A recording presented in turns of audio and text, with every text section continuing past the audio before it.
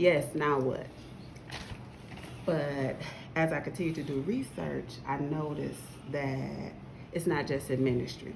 It's actually in our everyday lives. And a lot of people think Wonder Woman, where are you means it's time to put on a cape, but it actually means take it off. So, and you said ministry, you have a lot of people that are pastor wives or in the ministry. And the question was again, does ministry make you sick? And the answer was yes. So, coming from a ministerial background in your experience, did you identify when you were burned out? And if so, how did you identify your burnout? So I actually was burnt out, and what was happening was my body started to become attacked. I began to be sick. I noticed I didn't want to be around certain people. And when you're actually in seminary, you do your dissertation, and it's not a yes or no answer because we're not there to actually diagnose you.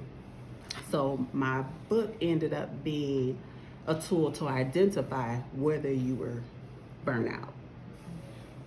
So I was. So, in your book, you talked about in the beginning, you talked about your upbringing, and I think a lot of people don't understand or know their history on where they came from and how it all got started and why certain things attack them. And with several of your spiritual gifts, can you just touch on how, I guess, you came through the breakthrough or the things in your generation that made you say, this is why I'm being attacked, this is why things are happening to me? So can you just try to touch on that? Because I think a lot of people struggle in that area. Oh, you getting real deep right now. Okay, so my background is my mother's father was a Jehovah's Witness. His wife, which is my grandmother, she was actually a Seventh-day Adventist. And then my father's people were Baptists. So being tangled up in all that, I went to everybody's church and I watched everything, and I started noticing I didn't fit in. What I appreciated about my grandfather was he allowed me to figure out which one I wanted to be. And I would go to the church and I would notice I would get certain feelings, and I could stand next to someone and sense something. And I would share it with my family and they would call me the devil. So I started hiding who I was. Okay, why are you looking at me like that? So you're saying you're hiding because when you talk about, I mean, like throughout the book, you talk about people calling you the devil, and I'm laughing because my experience for myself is a little different. It wasn't when I was younger, you know, because I'm kind of going to tell a little bit about your book because it relates to me too. Because I didn't know what was going on with me, and I grew up Baptist. So my mom and dad used to like, give me a number. And I would give them a number and they would hit it. So that's why I'm laughing, because I read in your book, you talked about how they used you.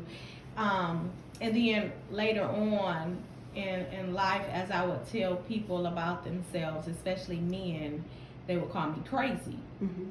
So that's why I'm laughing at you. It's nothing. It's just, again, this mirror thing we got going on. So with being called who, you know, you said you were, and hiding who you were, how did that affect you, I guess, growing up in middle school through high school? So middle school, I really wasn't sure of who I was. So I was just going to service and I knew something wasn't right. When I left the Jehovah's Witness, the Kingdom Hall, I would say, come get me, take me to church, because this ain't it for me. Okay. And my family would say, she really don't want to go. Yes, I do, because I didn't get it there. So high school is when I started noticing, like, okay, I'm feeling something. Tears are falling. I'm seeing something. What's happening? And my family really began to tell me I was the devil. So I didn't really bottle it up. I would just ignore them because I thank God for my grandfather who told me to pick who I wanted to be. But for them to say, we're going to pray for you because you're not going to our church. Mm-hmm. I was like, oh, okay. But I'm going to show you. And in the midst of I'm going to show you, you become burnout because you're trying to prove something. So, Wonder Woman, where are you? I just love the title because so many times as women, we have to be a mother, we have to be a friend, we have to be so many things, and we don't get a chance to actually identify and know who we are. And so sometimes that can be a little complex for us. So by you going to different denominations and figuring out who you were and things of that nature, how was it with having friends? I always was for the underdog. You were for the underdog. Mm-hmm. I mean, did you make a lot of friends? I did. Okay. But my heart gravitated to those who were being treated wrong. Okay. I didn't even realize I was popular until I graduated and they was yelling my name. Is this a mirror moment? Yes, it's a mirror moment. But I'm trying to mind my business. So you would be for the less. The marginalized, is that the new term now? Yes. Those who I guess don't speak up for themselves or have a backbone or afraid to speak up. You're the righteous person. Yes. So being the righteous person sometimes can put you in some awkward positions. Can you explain a time where maybe throughout middle school or high school where you were put or had to stand up for someone who didn't, I guess, that you stood up for? Ooh, middle school. I can't really say middle school. I'll say 9th or 10th grade. Mm-hmm. I was institutionalized. Really? Yes, they tried to say I was crazy. And I played crazy for a second. But while I was in there, I was able to see the young ladies that were really hurting and to see 15, 16-year-olds who were actually prostitutes. Those were being abused. And I would actually just sit, talk to them, embrace them. And I didn't know then that was ministry, but now I'm able to actually use that in my ministry. Mm-hmm. I didn't understand then, but now you're about to try and make me cry, and we're not doing that. It's okay, we can cry together. But yeah, I've always, I could be in a room and I'll just see what's happening. And so when you're in the institution, they have you on this chart. So they have you first under suicide watch. So you can't go out, you can't do anything. It got to a point where they realized I wasn't suicidal. So they saw me pretty much ministering to the young girls. Mm-hmm. And they would let me stay. And I had all the privileges to where when it was time to go, I was like, really, do I have to go? Oh my goodness. So you were institutionalized based upon some things you were seeing that said that they felt as though you needed to be institutionalized. Mm-hmm. And so you begin to minister to these young girls. And let's talk about when you're ministering to people like that and when you're finished ministering, because I think sometimes that people don't understand how, I want to use the correct term, how ministry pulls from you. Yes. And I think that people think that a pastor or a minister or whatever, you're supposed to be able to minister and keep going, but they don't understand that sometimes when you minister, you have to immediately retreat or leave because you're so depleted. Can you just touch on that a little bit? So,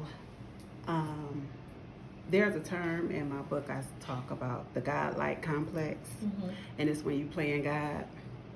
And I notice a lot of pastors and ministers tend to think that they are God, and I don't know if it's intentional, but if you being everything to everybody, when do you allow God to be God? And I found myself becoming burned out because I would answer the phone at 3 and 4 in the morning to my friends who were going through and stay up all night. And I noticed at 2 o'clock in the afternoon, I call you and you can't answer. And it wasn't until one day I was in the restroom on the floor in pain because I had been serving continuously, answering the phone, running for everybody. And my mother, who, God bless her soul, I love her. She's not in church, but she loves me. She loves my gift. She came to me and said, what's going to happen when you die? The service going to go on. And they're going to find somebody else to call. And I looked at her and was like, wow. So it's funny how people who aren't even saved will call you out and make you become accountable and see that you're trying to play God too. Okay. Man, it's so much to talk about because I think people get that misconception too that, oh, you have to look a certain way, you have to dress a certain way in order for God to use you, but God can use anybody. And with that being said, I want to talk about one of the things that you talked about in your book. You talked about your parents and unresolved issues that they had from their childhood. Can you just try to touch on how we don't realize that basically sins of the father? Mm-hmm. Can you kind of touch on that a little bit? So generational curses are real. I had parents that were addicted to, they had substance abuse problems. And before I wrote my book, I actually had to speak to my parents about it because I was revealing a lot of myself. Like, this is who I am, this is what I come from. And my dad was on drugs, and I remember I'm a daddy's girl. It wasn't until he broke into our house, and I just felt like you came through my room when you broke in. And I didn't realize how much power I had that day because when he called, I was like, I don't want to talk to you anymore until you get it together. And I'm an overcomer because I don't drink, I don't smoke, I don't look down on anybody who does.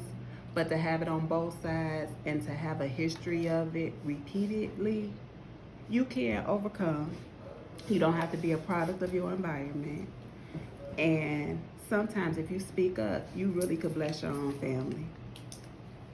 So the scripture that power is in the tongue is very alive and well. And sometimes we don't look at it to see how much power we actually have in ourselves. So we're going to take a quick commercial break and we'll be right back with Dr. India Smiley.